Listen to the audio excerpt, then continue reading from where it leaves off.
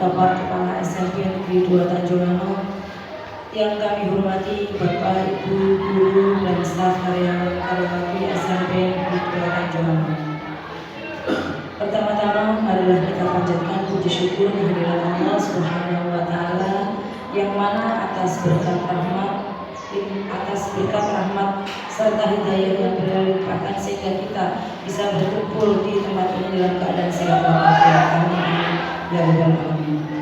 Dalam acara diseminasi budaya positif oleh Putri Murni SMP Negeri 2 Tanjunganom Kabupaten Nganjuk pada pagi hari ini akan kita mulai dengan agenda yang pertama pembukaan, yang kedua doa, yang ketiga pemahaman budaya positif, yang keempat refleksi, dan kelima penutup.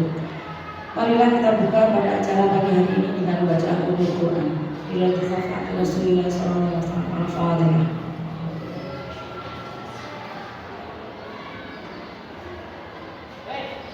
Amin amin ya rabbal alamin. Memasuki acara kedua yaitu doa. Kepada yang terhormat Bapak Hakim, disilakan.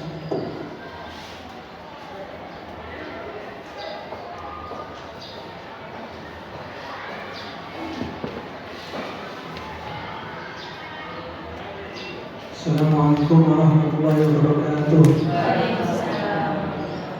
Marilah kita bersama-sama berdoa, menundukkan kepala agar apa yang kita hajarkan hari ini bisa dimakbulkan oleh Allah Subhanahu wa Ta'ala. Amin amin ya rabbal alamin. Allahumma shalli ala sayyidina Muhammad sayyidina Muhammad akhirin. Assalamualaikum warahmatullahi wabarakatuh. Alhamdulillahi rabbil alamin.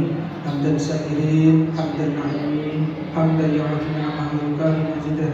Ya Rabbana lakal hamdu kama yanbaghi li jalali wajhika karim wa 'azimi sultanik. Allahumma shalli ala sayyidina Muhammad wa ala sayyidina Muhammad.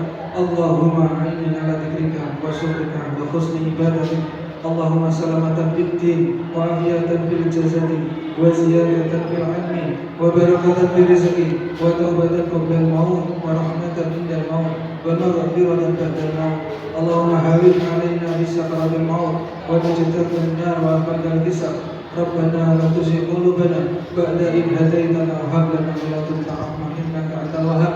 Rabbana hab lana min azwajina wa dhurriyyatina qurrata a'yun waj'alna lil muttaqina imama. Allahumma ighfir lana wa li walidayna warhamhuma kama rabbayana shighara. Rabbana atina fid dunya hasanah wa fil akhirati hasanah wa qina adzabannar. Subhana rabbika rabbil izzati amma yasifun wa salamun 'alal mursalin walhamdulillahi rabbil alamin. Bismillahirrahmanirrahim. Iya na'budu wa iyyaka nasta'in. Shiratal ladzina an'amta 'alaihim ghairil maghdubi 'alaihim waladdallin. Assalamualaikum warahmatullahi wabarakatuh.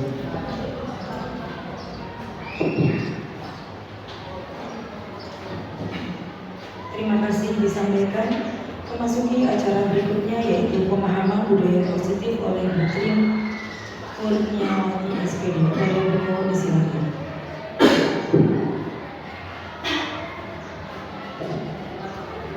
Assalamualaikum warahmatullahi wabarakatuh. Sebelumnya saya ucapkan terima kasih kepada Bapak Ibu guru semuanya yang pada hari ini telah meluangkan waktu dalam kegiatan diseminasi budaya positif oleh saya.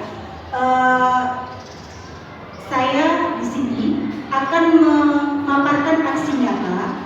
Jadi ini merupakan tugas saya sebagai calon guru penggerak di angkatan 9. Silakan di slide. Langsung saja, perkenalkan saya adalah calon guru penggerak angkatan 9. Kemudian ada pengajar praktek saya itu ada Pak Kardianto. Beliau adalah kepala sekolah di Kedungrejo. Kemudian fasilitator saya ada Bapak Eko Yudi Susilo. Beliau adalah guru di SMP Malang. Beliau ini yang mendampingi saya selama pendidikan selama 6 bulan. Lanjut. Jadi tugas hari ini adalah saya akan memaparkan tentang budaya positif. dengan agenda yang sudah disampaikan oleh rekan saya tadi, kita ke pemahaman budaya positif.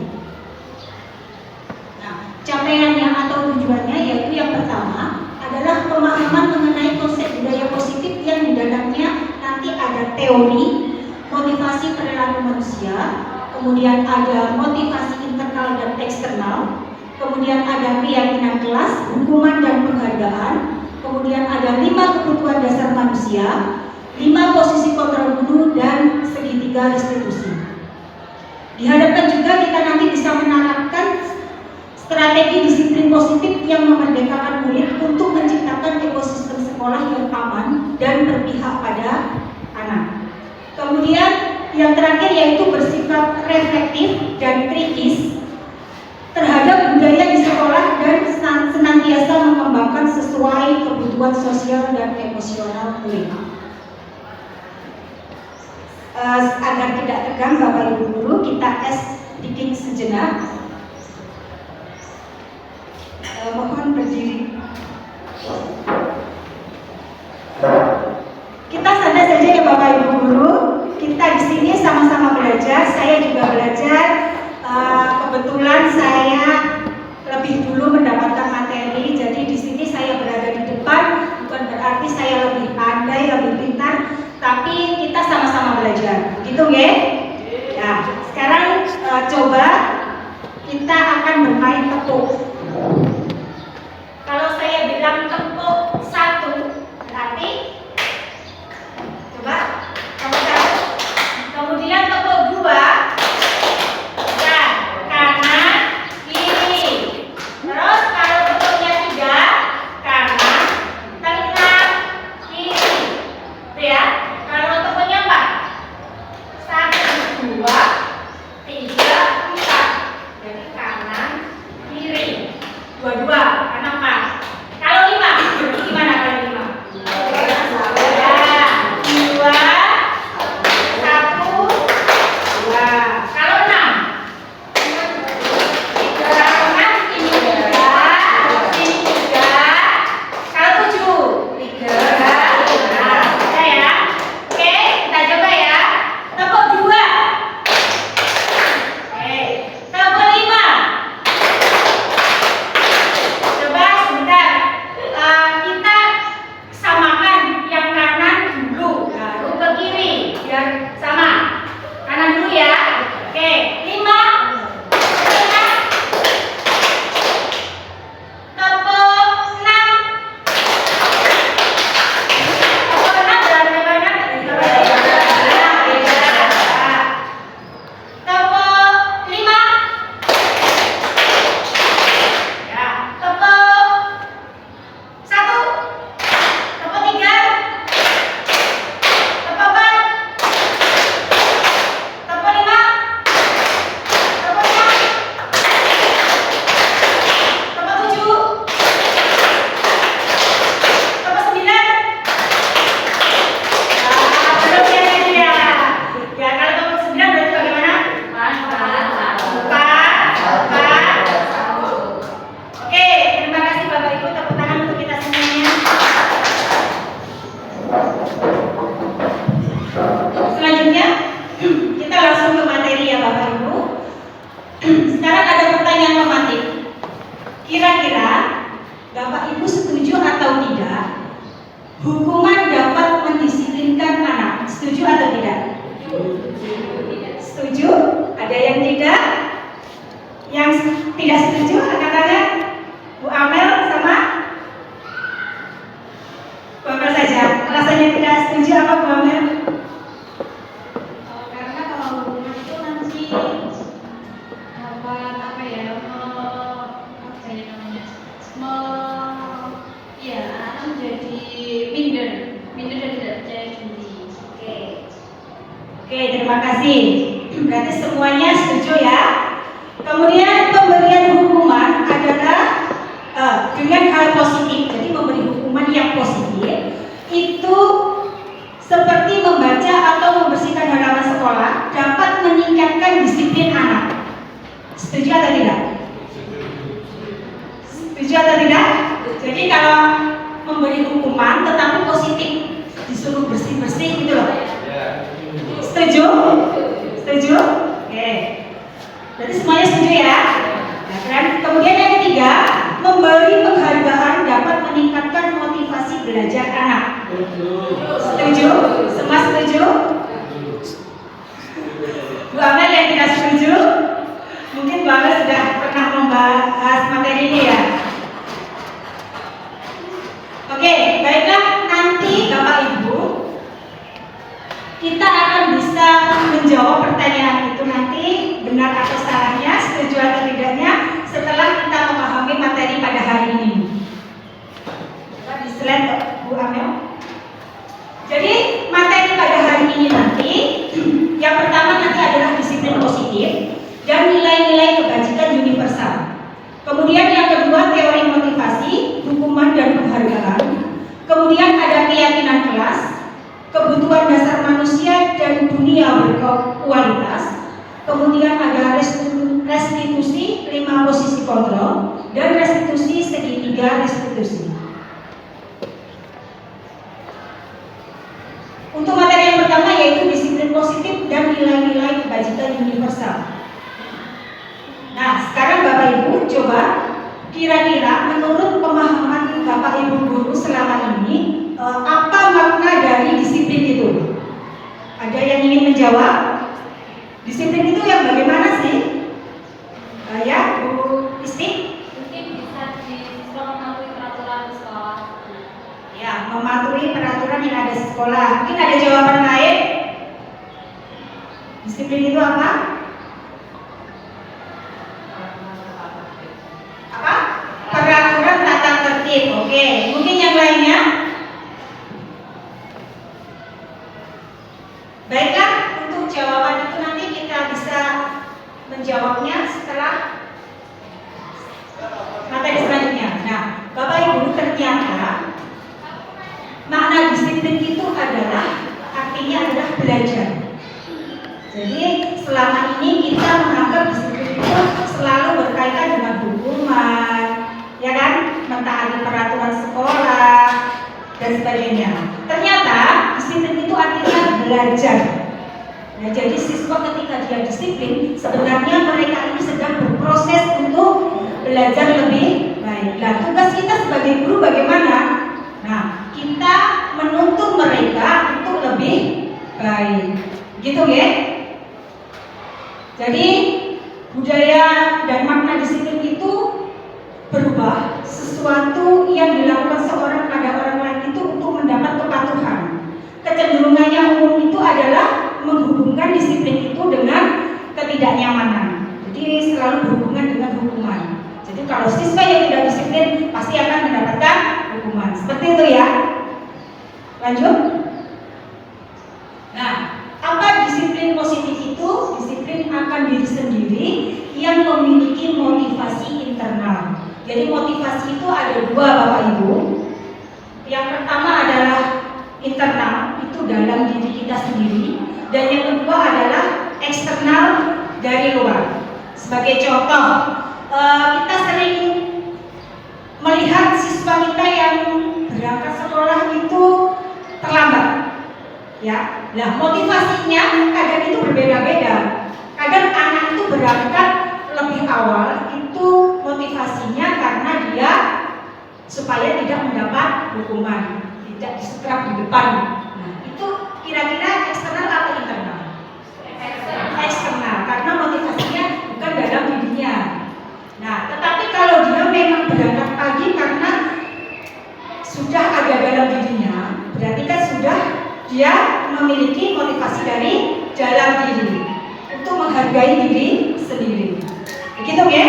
Jadi seseorang yang memiliki disiplin diri berarti mereka bisa bertanggung jawab terhadap apa yang dilakukannya karena mereka mendasarkan tindakan mereka pada nilai-nilai kebajikan universal. Lanjut. Nah, nilai-nilai yang mengaitkan nilai-nilai kebajikan yang diyakini seseorang untuk motivasi intrinsiknya akan terbangun sehingga menggerakkan motivasi diri dalam untuk dapat mencapai tujuan mulia yang diinginkan. Nah, itu harus sesuai dengan nilai-nilai kebajikan yang sesuai dengan profil pelajar Pancasila. Masih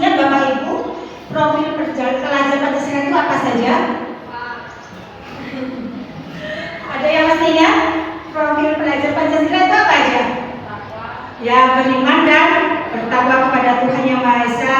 Terus berkebinekaan global, apalagi bernalar kritis, terus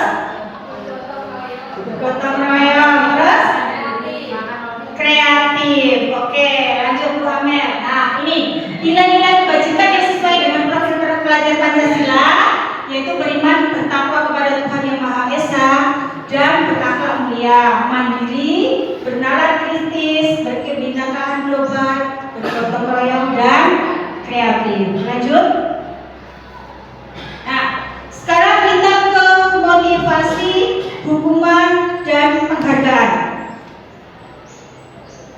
Motivasi perilaku manusia seperti tadi yang sudah saya sampaikan, sebenarnya ada 3, ya. Jadi anak itu melakukan suatu tindakan pasti berdasarkan berbeda motivasi. Yang pertama, untuk menghindari ketidaknyamanan atau hukuman.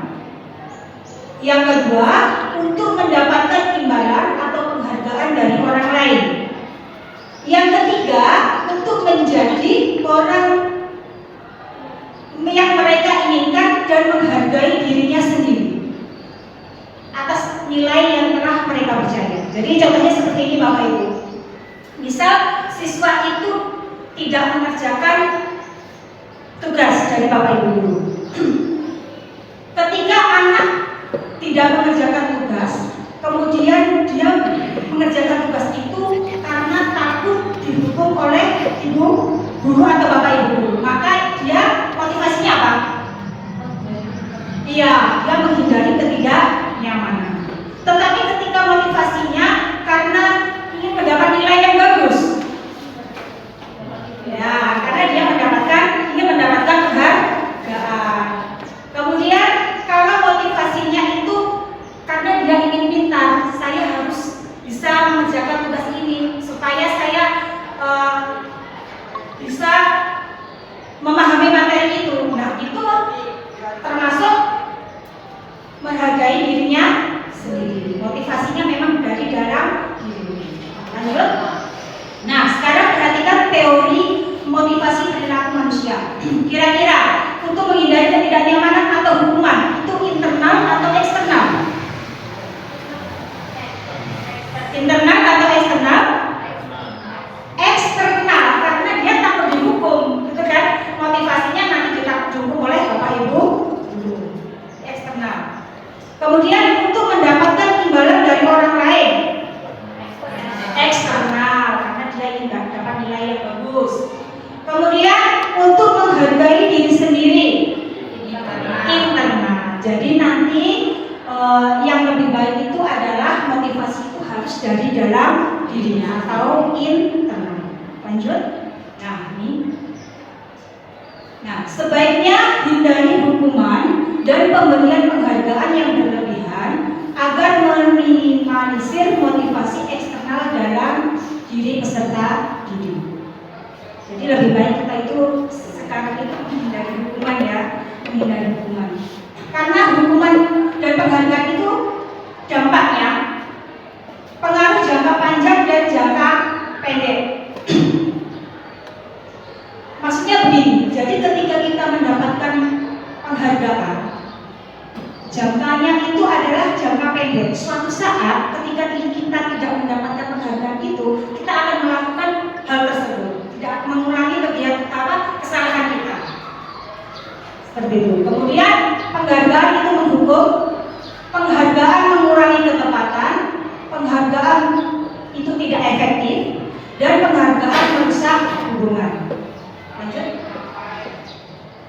Nah, sekarang dihukum oleh penghargaan itu menurunkan kualitas, penghargaan juga mematikan kreativitas, penghargaan itu mengurangi motivasi intrinsik.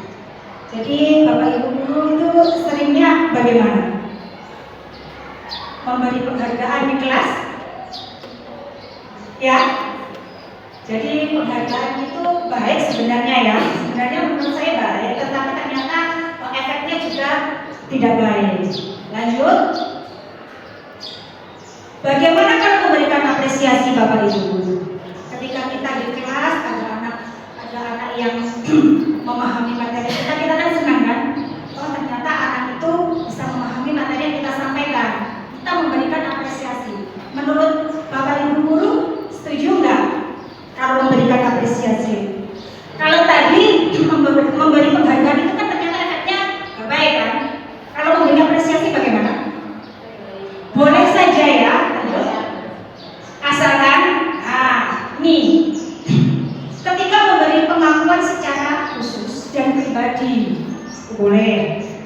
Jadi mungkin kita punya catatan ya, anak itu oh bagus kok saya nilai cuma 40.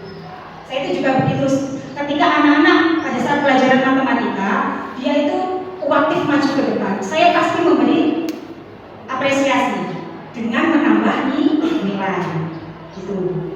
Kemudian pengakuan kepada semua murid bergantian, itu juga boleh apresiasi. Kemudian secara konsisten, jadi terus ya setiap hari setiap ada pelajaran itu kita beri apresiasi anak-anak kita secara konsisten. Kemudian fokus pada prosesnya. Jadi ketika melakukan sesuatu ada prosesnya. Mungkin dalam mengerjakan tugas itu ada prosesnya. Lanjut. Contoh pengakuan atau apresiasi kebajikan. Biasanya dengan kata-kata seperti ini, pembuka. Kemarin saya perhatikan rasa empatimu besar sekali pada saat menolong murid baru di kelas kita. Terus, saya menghargai kepedulianmu pada saat kamu membantu teman-temanmu di tugas kelompok.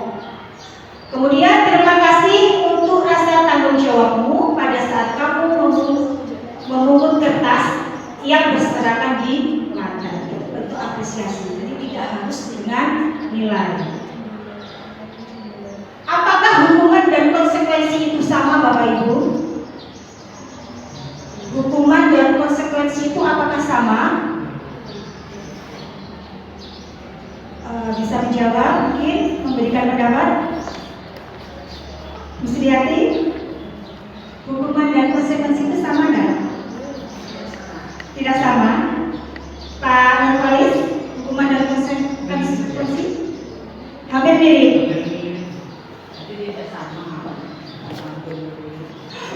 Sama enggak? Coba lanjut. Nah, ini perbedaan hukuman dan konsekuensi. Untuk hukuman, ya, biasanya itu sesuatu yang menyakitkan harus terjadi. Kalau konsekuensi, sesuatu harus terjadi. Hukuman itu membuat anak sakit hati biasanya ya. Baik fisik maupun hatinya. Biasanya nanti anak itu kalau dihukum itu ada rasa dendam dalam dirinya, dan dia biasanya akan diingat terus. Itu kalau kita memberikan hukuman. Sementara konsekuensi membuat anak merasa tidak nyaman dalam jangka waktu pendek.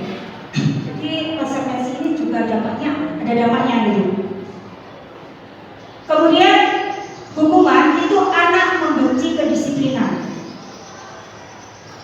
Kalau konsekuensi anak menghargai disiplin. Hukuman biasanya itu terpaksa. Anak suruh membersihkan, tidak berangkat sekolah terlambat, akhirnya disuruh membersihkan halaman. Itu kan dia terpaksa kan? Konsekuensi ada stimulus, ada anggapan. Oh, konsekuensi yang sudah disepakati bagi seperti ini, saya harus seperti ini. Kalau saya melanggar, saya harus seperti ini. Nah, itu namanya ada stimulus, ada tanggapan. Kemudian hukuman itu mendorong anak menyakiti diri sendiri.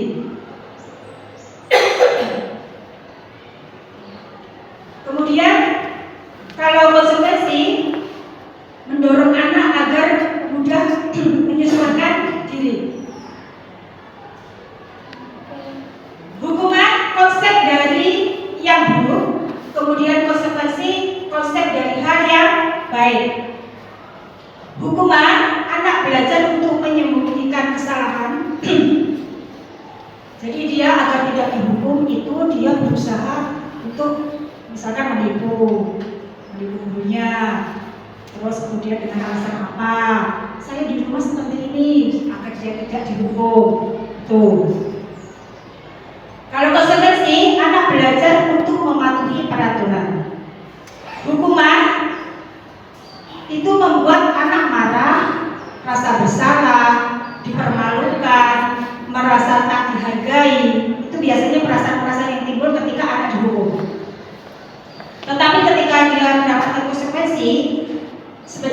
sudah berdampak, kehilangan hak, dibuat tidak nyaman, diasingkan dalam waktu yang sementara. Jadi sebenarnya konsekuensi itu kan kesannya baik ya, tetapi ada dampaknya, tetap ada dampaknya. Lanjut. Sekarang coba Bapak Ibu guru, di sini ada beberapa contoh tindakan yang dilakukan oleh seorang guru. Mencatat 100 kali di dalam buku. Biasanya kalau kita membunuh anak itu, ayo dibuat, saya tidak akan terlambat lagi 1 halaman penuh. Biasanya kan seperti itu kan Bapak Ibu guru, pernah nggak? Pernah? Nah, kira-kira itu hukuman atau konsekuensi? Hukuman atau konsekuensi? Hukuman ya, hukuman tadi kan berdampak negatif. Kemudian lari mengelilingi lapangan basket 2 kali karena terlambat hadir di sekolah. Jadi karena dia terlambat, kamu lari-lari di lapangan sebanyak 50 kali. Itu hukuman atau konsekuensi? Hukuman ya. Terus murid diminta untuk push up 15 kali karena tidak menggunakan masker ke sekolah. Hukuman fisik ya. Kemudian menggantikan kertas tugas teman yang telah dicoret-coret. Konsekuensi. Membersihkan tumpahan air di meja tulis karena tersenggol pada saat belajar. Konsekuensi. Murid disuruh untuk tidak mengenakan sepatu seharian di sekolah karena tidak menggunakan sepatu berwarna hitam. Hukuman ya. Kemudian lari mengelilingi lapangan basket 2 kali karena terlambat 10 menit untuk pelajaran PJOK. Konsekuensi atau hukuman? Kak Rizal, konsekuensi atau hukuman? Hah? Ini kan ada pelajaran PJOK ya, mungkin di dalam pelajaran PJOK mungkin ada kesepakatan ya. Kalau datang terlambat silakan nanti lari, dan ini kan pasti ada hubungan dengan olahraga ya. Push-up itu kan ada hubungan dengan, jadi apa? Konsekuensi ya. Coba lihat Ibu Amel. Ya betul ya tadi ya semuanya ya. Yuk lanjut. Nah sekarang di sini ada identitas gagal. Kalau identitas gagal itu hukuman pasti gagal Bapak Ibu guru ya, karena dampaknya sangat luar biasa. Kemudian identitas sukses, disiplin itu nanti konsekuensi dan restitusi yang akan kita bahas nanti pada materi selanjutnya. Lanjut. Kita sedikit lagi Bapak Ibu guru.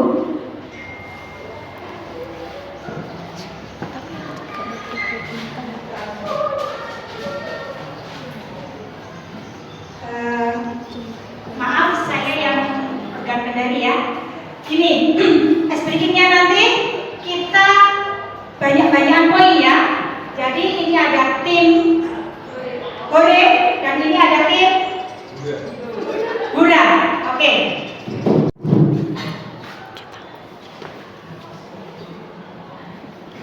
Silakan menjawab untuk tim Hore.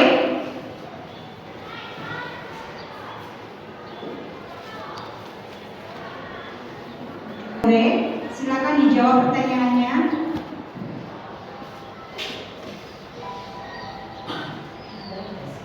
Negara di Asia berpaham komunis dan menuntut diri dari orang Barat. Oke, tambah poin. Yuk lanjut. Ibu dari Megawati Soekarnoputri Putri. Megawati. Oke, 12.500. Lanjut. Inggris. Lanjut. Dari 2 Mei. Oke. Soeharto. Timor Leste.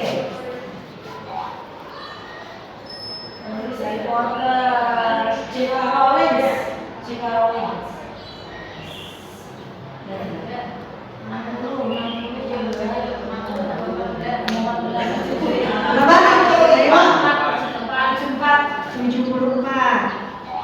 Terus Terus kiri kanan untuk kaki besar lalu lepas. siapakah dia? Cenderung puas. You. Konsentrasi tidak terjadi. Thailand. Jepang bersedia mundur dari Indonesia karena Hiroshima. Bahasa Jawa ya, bahasa Jawabnya Jawa. Ibu kota Jawa Timur.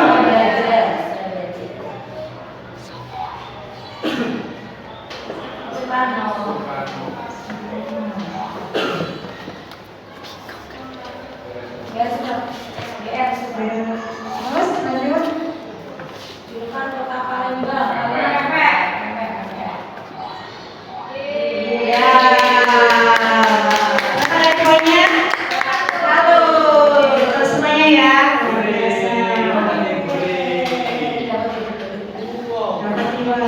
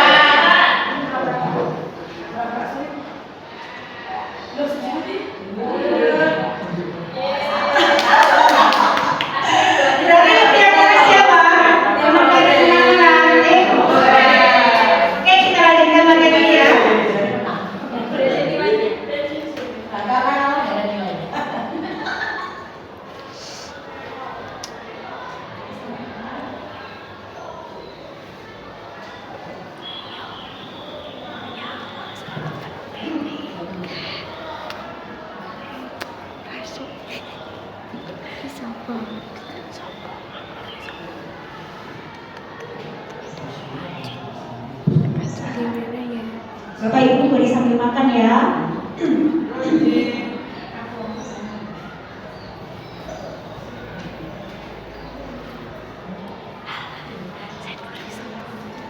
Sekarang kita ke keyakinan kelas. Bapak Ibu pernah melaksanakan keyakinan kelas di kelas? Sudah pernah? Coba kita pahami dulu materinya. Mengapa tidak peraturan saja? Mengapa harus keyakinan kelas? Ya, ada contoh di sini. Mengapa kita memiliki peraturan harus menggunakan helm bila mengendarai kendaraan roda 2? Kira-kira motivasi apa Bapak Ibu ketika kita menggunakan helm? Kalau motivasinya itu eksternal, karena takut ditilang, gitu kan? Tetapi kalau motivasinya dalam diri kita supaya keselamatan. Mengapa kita memiliki peraturan 3M, menggunakan masker, mencuci tangan, dan menjaga jarak 1,5 meter?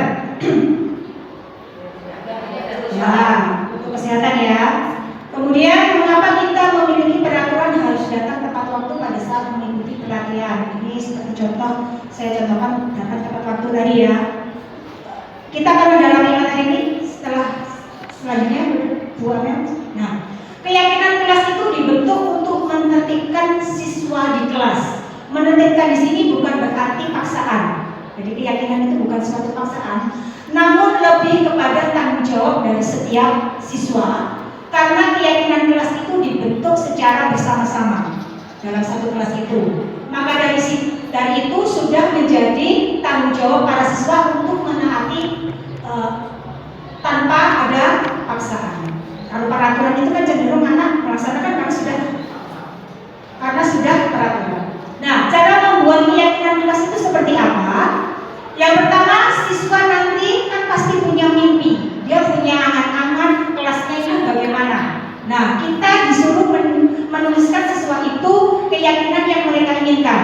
Kita tuliskan misalkan di kelas itu tidak boleh ramai saat pelajaran, tidak boleh menggunakan HP saat pelajaran. Itu dibuat keyakinan sesuai dengan keinginan anak-anak. Guru dan siswa mengulas keyakinan yang telah dibuat. Kemudian guru dan siswa memilah keyakinan kelas yang penting, kemudian mengubah keyakinan kelas menjadi kalimat yang positif, kemudian mengecek dan menyepakati keyakinan kelas. Kebetulan kemarin saya sudah mempraktekkan di kelas 74. Apa? Iya, seperti itu, semacam itu. Jadi dampaknya untuk keyakinan kelas itu banyak sekali. Terciptanya sebuah komunikasi yang harmonis antara guru dan siswa. Jadi antara guru dan siswa itu ada kesepakatan, diskusi, komunikasi, kolaborasi. Kemudian siswa dapat mengenal jika konsekuensi itu bukanlah suatu hukuman, namun akibat dari adanya tindakan yang tidak tepat atau melanggar itu karena keyakinan yang kelas bersama yang sudah diyakini tadi. Dan guru mengajak para siswanya untuk mencari solusi secara bersama-sama serta mengembalikan ke nilai-nilai yang telah mereka yakini sebelumnya. Kemudian terciptanya suasana belajar yang terasa menyenangkan sebab setiap siswa memperoleh kesempatan yang sama untuk belajar di kelas. Kemudian terlihat dan terasa adanya motivasi belajar dari siswa yang meningkat sesudah mereka diajak dalam diskusi terkait dengan hal-hal yang positif. Lanjut. Contoh yang kemarin saya sudah terapkan di kelas 7. Nah, seperti ini Bapak Ibu Guru. Jadi keyakinan kelas yang sudah kami buat itu ada peraturan-peraturan yang dibuat oleh siswa-siswa itu sendiri sesuai angan-angannya. Situ. Jadi kita buat kesepakatannya. Nah, di situ diskusi anak-anak menuliskan apa yang kelas impiannya itu seperti apa. Nanti Bapak Ibu Guru yang wali kelas di sini silakan mempraktekkan membuat keyakinan kelasnya. Jadi itu dibuat oleh anak dan dilaksanakan oleh anak itu sendiri. Nah, nanti ketika anak-anak itu melanggar keyakinan yang ada di kelas, kita kembalikan, ayo keyakinan yang sudah kita sepakati itu apa aja.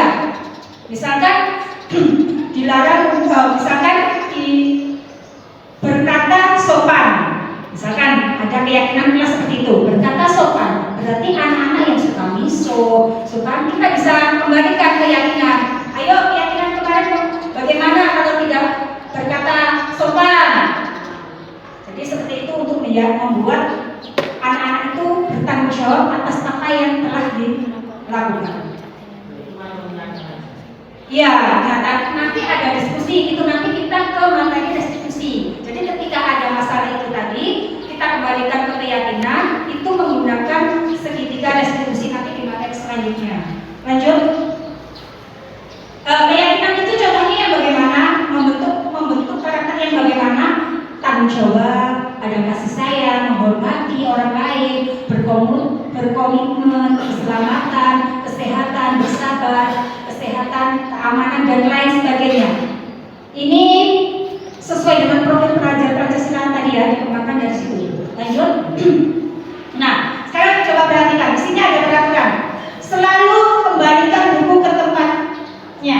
Kira-kira itu keyakinan yang diharapkan itu yang bagaimana? Yang seperti tadi, bertanggung jawab. Coba bawa yang sebelumnya. Selalu kembalikan buku pada tempatnya. Kira-kira apa? Tanggung jawab. Lanjut. Dilarang mengganggu orang lain. Kembali lagi kemarin. Kira-kira apa? Dia menghormati orang lain. Itu harapan keyakinannya diharapkan seperti itu. Terus hadir di sekolah 15 menit sebelum pembelajaran dimulai. Kira-kira apa? Apa? Disiplin. Boleh. Tanggung jawab juga bisa. Lanjut.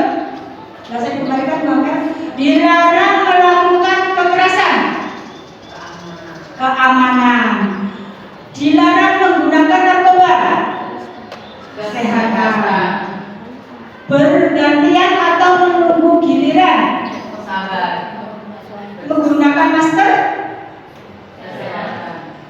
Jangan berlari di kelas atau koridor. Coba jawabannya. Nah, jadi dilarang melakukan kekerasan itu bisa keselamatan, menghormati orang lain juga bisa. Lanjut. Kebutuhan dasar manusia dan dunia berkualitas. Jadi kebutuhan dasar kita sebagai manusia itu ada 5.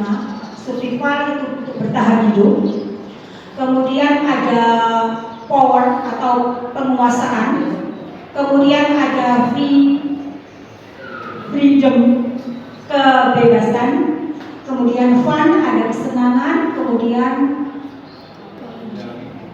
belonging. Saya tidak bisa bahasa Inggris. Apa itu bahasanya? Itu adalah kasih sayang dan rasa diterima. Lanjut. Sekarang kita ke 5 posisi kontrol. Jadi posisi kita sebagai guru itu sebenarnya ada 5, yaitu penghukum, kemudian pembuat merasa bersalah, sebagai teman, pemantau, dan manajer. Jadi ada berapa Bapak Ibu guru? Ada 5. Lanjut. Nah, apa saja penghukum itu? Penghukum itu biasanya negatif-negatif, berkaitan dengan fisik gitu ya. Menghardik, menunjuk-nunjuk, menyakiti, menyindir itu penghukum. Kalau kamu tidak melakukannya, awas ya. Biasanya kata-katanya seperti itu. Rasakan. Nah, memberontak, menyalahkan orang lain, kemudian berbohong. Kemudian kegiatan kaitan dengan dunia berkualitas. Maaf saya tidak kelihatan. Murid meletakkan guru di luar dunia berkualitas. Murid berkata, biarkan saja, nanti juga marah-marah lagi. Biasanya seperti itu. Biasanya anak-anak seperti dihukum itu kan biasanya kayak bandel gitu ya. Dia akan lebih bandel dan nanti akan terulang lagi. Kemudian mengurangi kesalahannya. Tapi kalau pembuat merasa bersalah itu biasanya guru cenderung berceramah dan mengatakan seharusnya kamu seperti ini. Jadi biasanya orang yang membuat rasa bersalah itu selalu bertolak kepada peraturan-peraturan yang sudah ada. Seharusnya kamu begini, seharusnya kamu berangkatnya kurang dari jam 7 seperti itu. Kemudian kamu seharusnya sudah tahu ibu lelah sekali, mengatakan ibu stres. Misalkan dia maksudnya begini Bapak Ibu, pembuat rasa bersalah itu kita mengeluarkan kata-kata yang menjadikan anak itu merasa bersalah. Aku kasih sama ibu guruku ya, seperti itu. Terus saya gak enak sama ibu guruku semacamnya. Kemudian akhirnya dia bagaimana? Menyembunyikan atau menyangkal atau berbohong, dampaknya seperti itu. Kemudian murid meletakkan guru di dalam dunia berkualitas. Akhirnya anak itu cenderungnya meminta maaf. Kemudian dia merasa rendah diri. Kemudian sebagai teman, ini saya lihat untuk teman-teman yang muda itu banyak yang sebagai posisi teman ya. Saya lihat, saya sendiri kadang juga seperti itu. Dia membuat alasan-alasan untuk muridnya. Biasanya dia itu lebih dekat gitu sama anak. Ayolah lakukan ini demi saya, biasanya seperti itu. Terus akhirnya anak itu dampaknya apa? Ketergantungan. Jadi posisi teman itu sebenarnya baik, tetapi ternyata dampaknya juga kurang baik. Ya, jadi untuk Bapak Ibu guru, kalau yang memposisikan sebagai teman itu boleh-boleh saja, tetapi kita harus tetap menjaga wibawa kita. Itu ya. Kemudian memantau, menghitung dan mengukur. Maksudnya di sini biasanya seperti pembuat usaha ya. Jadi sudah ada aturan-aturan, dia mengukur peraturannya seperti ini. Kemudian peraturannya apa? Nah itu pemantau. Kemudian manajer. Nah manajer ini adalah identitas yang diharapkan oleh seorang bapak ibu guru. Ini nanti akan berkaitan dengan segitiga restitusi yang akan saya paparkan setelah materi ini. Jadi manajer itu posisinya dia berkolaborasi dengan anak untuk menyelesaikan suatu permasalahan.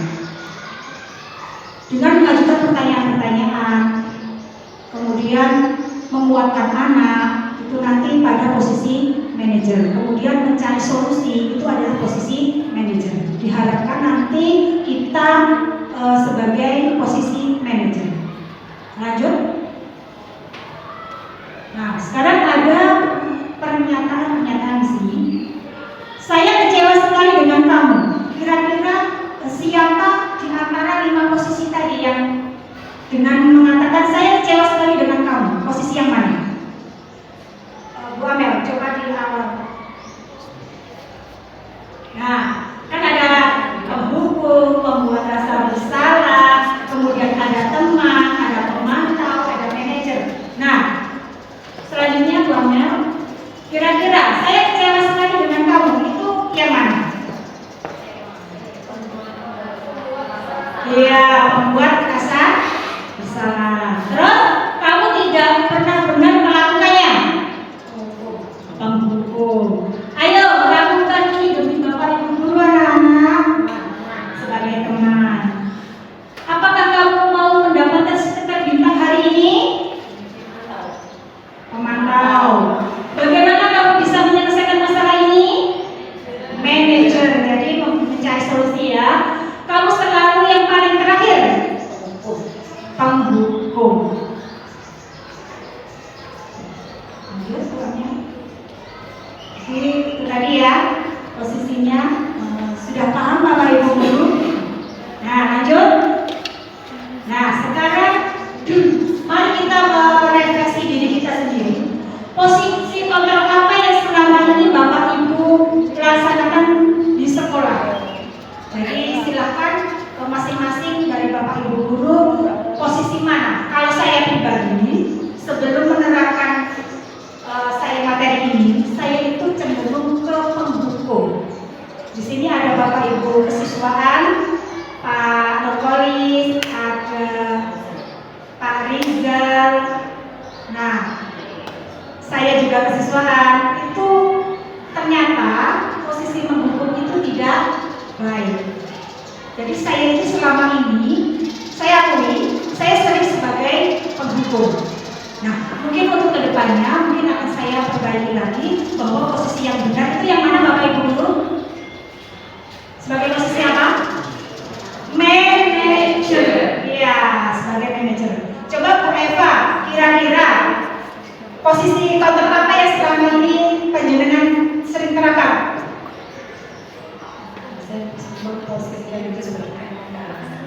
Sebagai teman ya. Bu Amel?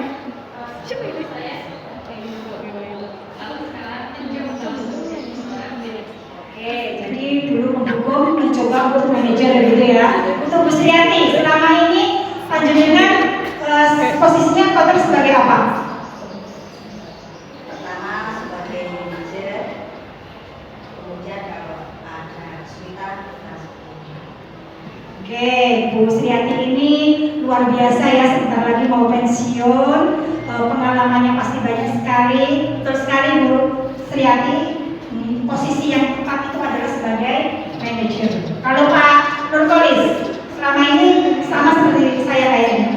Ya, sebagai teman atau hukum. Ya, sebagai teman dan penghukum ya. Kalau Bu Novi, sebagai apa?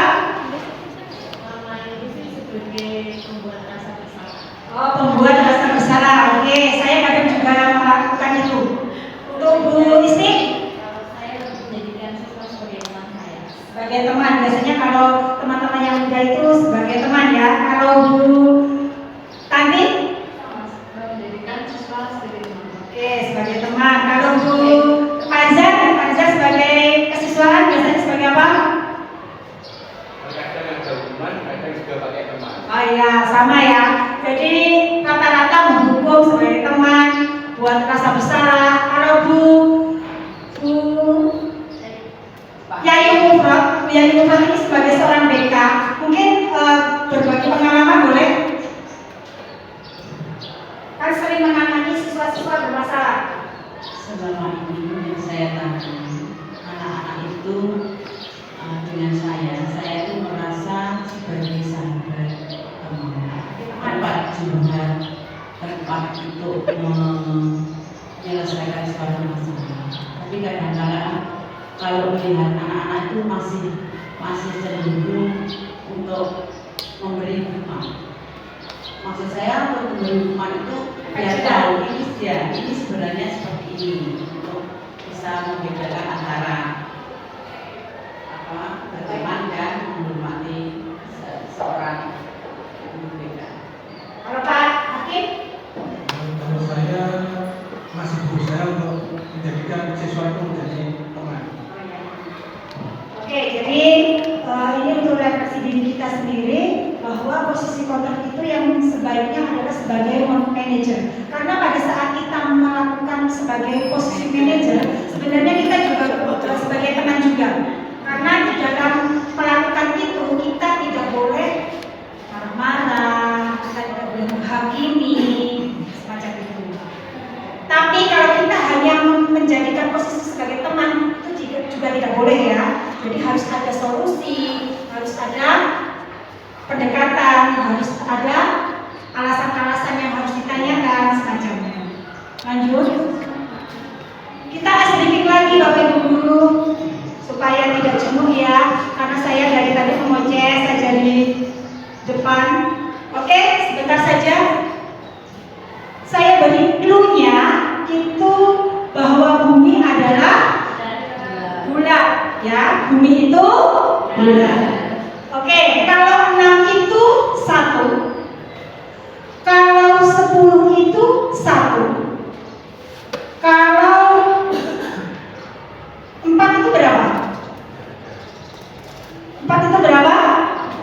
Pak Riza? Tidak ada. Bu Yayu? 1. Oke.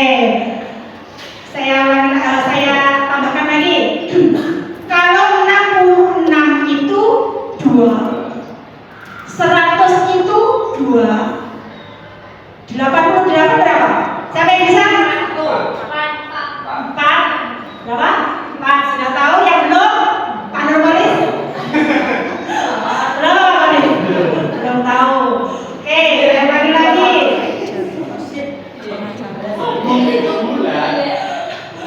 Jadi saya punya bumi itu bulat. 8 itu 2. Ya. Kalau 50 itu saya yang belum tahu. Ada yang tahu. Mr. Yati? Berapa Mr. Yati? 50 separuh. Pada tulis 50 itu berapa? 50 itu berapa? Target 1 ya, sudah mulai bisa ya. 50 itu 1 Mr. Yati. Oke, lagi ya, lagi. 70 itu 1, 700 2. 700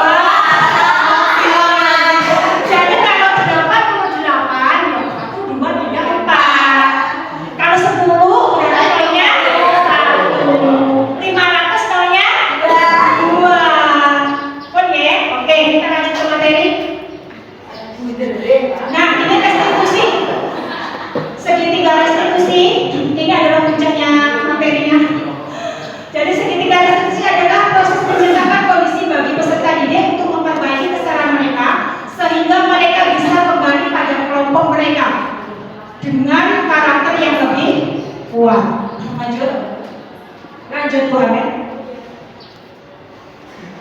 Jadi restitusi itu proses kolaboratif seperti yang saya sampaikan, jadi kolaborasi antara murid dan guru dalam menyelesaikan suatu masalah, mencari solusinya. Lanjut.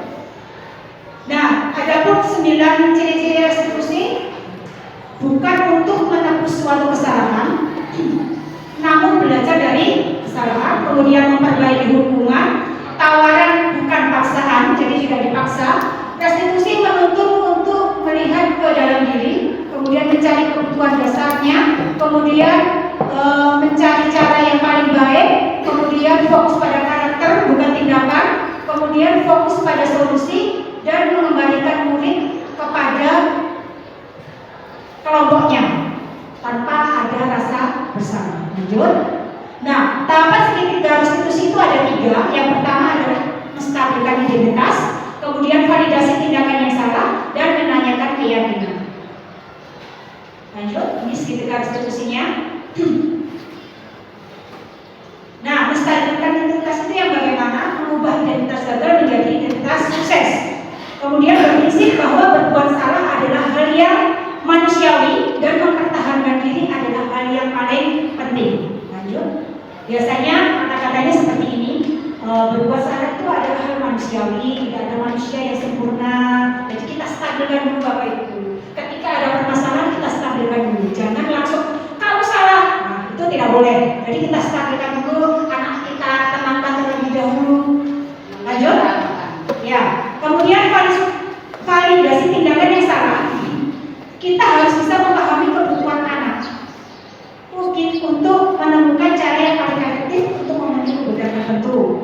Mengenali dan mengakui kebutuhan peserta didik agar dapat memperbaiki hubungan dengan strategi yang lainnya.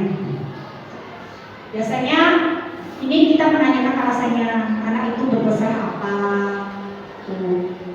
Melakukan hal yang buruk tapi kamu tidak melakukannya, ya biasanya kata-katanya seperti itu. Kamu pasti punya alasan ya mengapa melakukannya. Nah, itu adalah validasi tindakan. Apa yang penting dari kamu? Kemudian kamu boleh berusaha menjaga sikap itu, tetapi tambahkan sikap yang lain dan seterusnya. Itu contoh-contoh pada saat memvalidasi kebutuhan. Lanjut. Yang ketiga adalah menanyakan keyakinan. Jadi keyakinan yang kita sudah buat tadi. Nah, keyakinan itu bisa di kelas, bisa sekolah ya Bapak Ibu. Nah, murid yang akan diberi pertanyaan-pertanyaan bermakna untuk memunculkan motivasi secara intensif. Motivasinya dari dalam. Kemudian mampu mengaitkan keyakinan dengan tindakan yang salah. Jadi perbuatan ini salah harus kita kaitkan. Lanjut. Biasanya kata-katanya, apa nilai yang kalian percaya di kelas? Keyakinan apa yang sudah dibuat di kelas itu? Kamu melanggar keyakinan yang mana? Semacam itu. Itu merupakan menanyakan keyakinan. Lanjut. Nah, saya akan kemarin saya sudah mempraktekkan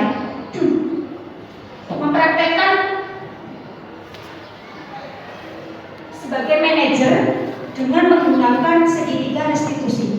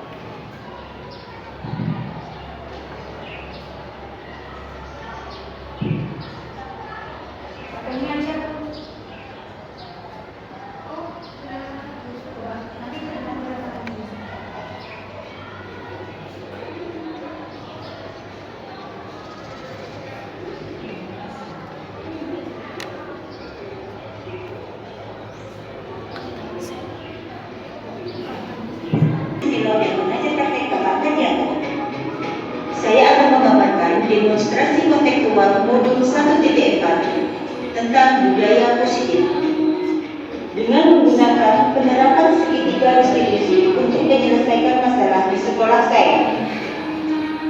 Adapun pengertian dari segitiga restitusi adalah proses menciptakan kondisi bagi peserta didik untuk memperbaiki kesalahan mereka sehingga mereka bisa kembali pada kelompok mereka dengan karakter yang lebih kuat. Berikut tahapan segitiga restitusi, yaitu menstabilkan identitas, validasi tindakan yang salah, dan menanyakan keyakinan. Menstabilkan identitas, yaitu kegiatan yang mengubah identitas gagal menjadi identitas sukses, dan berprinsip bahwa berbuat salah adalah hal yang manusiawi dan mempertahankan diri adalah hal yang penting. Validasi tindakan yang salah, yaitu dengan memahami kebutuhan dasar anak, kita bisa menemukan cara paling efektif untuk memenuhi kebutuhan tertentu. Mengenali dan mengakui kebutuhan peserta didik agar dapat memperbaiki hubungan dengan peserta didik. Selanjutnya, menanyakan keyakinan. Murid akan diberi pertanyaan-pertanyaan bermakna untuk memunculkan motivasi secara intrinsik dan mampu mengaitkan keyakinan dengan tindakan yang salah. Kasus pertama, Aura tidak terima pepak pensilnya dirusak Azalia. Azalia marah dan tidak bisa menahan emosinya karena ditegur Aurel saat bermain HP di kelas. Berikut adalah skenario penyelesaian masalah menggunakan segitiga restitusi.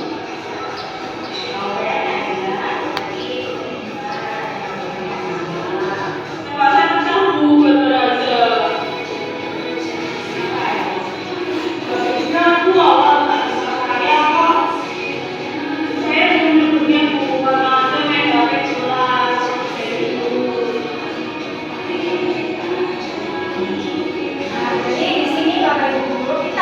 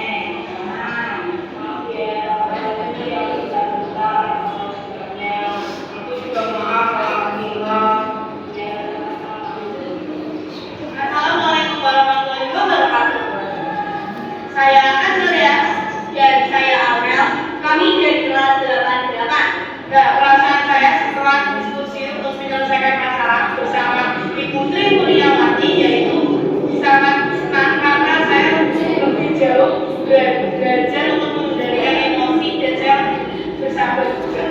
Baik, jadi perasaan saya setelah diajar diskusi bersama Ibu Tri Mulyawati yaitu saya merasa agar lebih bijak lagi dalam jadi ketua kelas agar kebiasaan menegur teman tidak sampai marah-marah dan membunuh hati teman saya. Nah, itu tadi pesan-pesan saya setelah diskusi bersama Bu Tri. Terima kasih.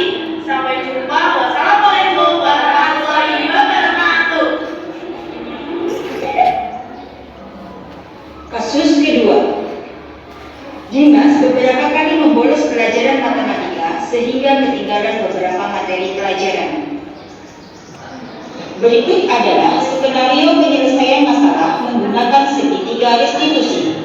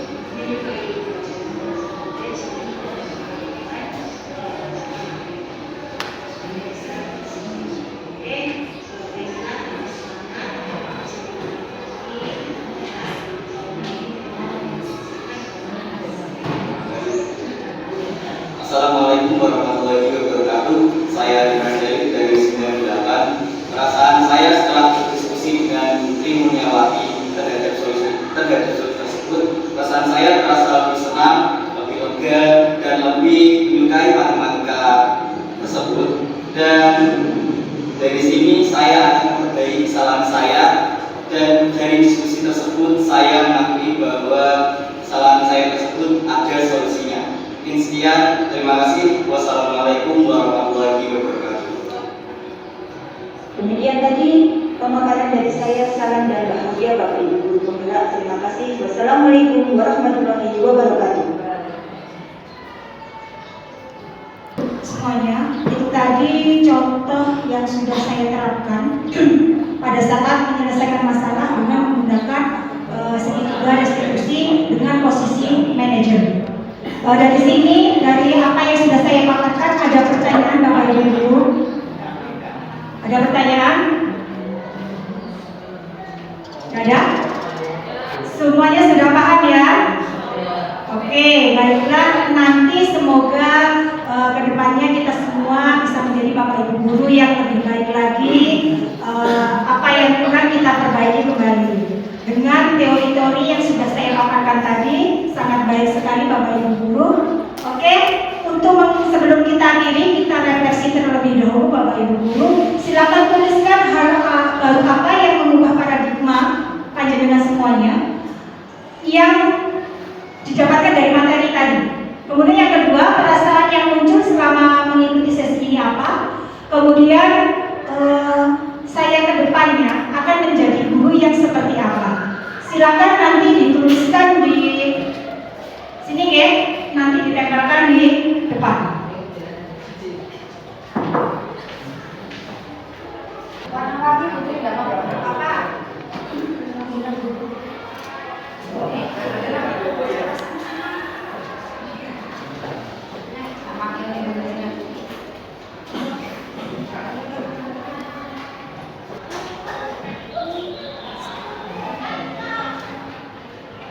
Depannya nanti seperti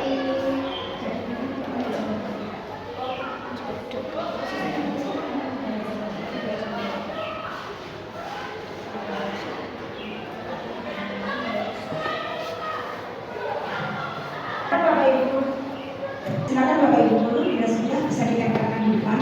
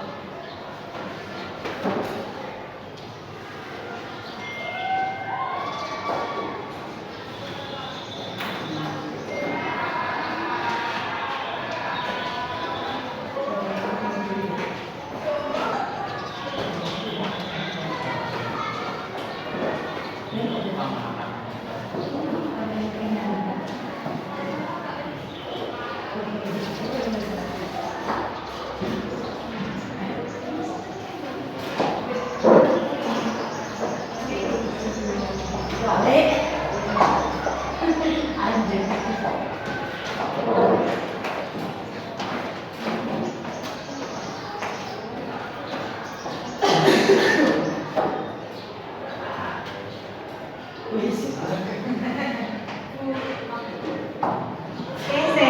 saya bacakan salah satunya ya. Ya, salah satu saja.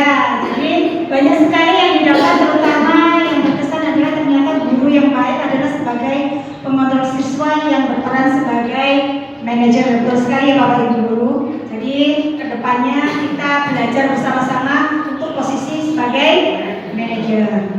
Banyak ilmu baru yang saya dapat mengenai materi tersebut dan bisa saya terapkan dalam pemberian layanan BK. Oke. Kemudian perasaan saya senang dan lebih termotivasi untuk belajar lebih banyak hal yang baru. Kemudian saya ingin menjadi guru yang sesuai dengan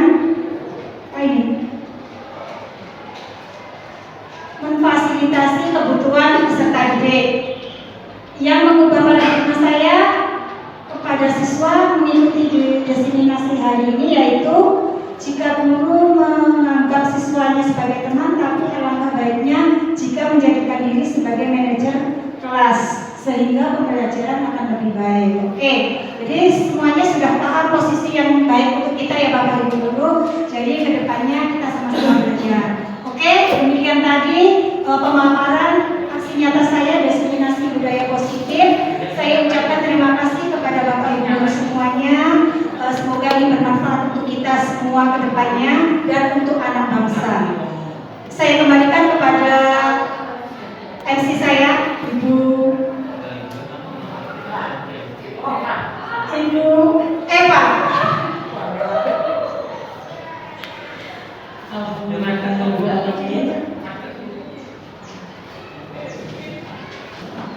Alhamdulillahirrahmanirrahim. Acara hari ini dapat terlaksana dengan baik. Semoga dapat bermanfaat bagi kita semua.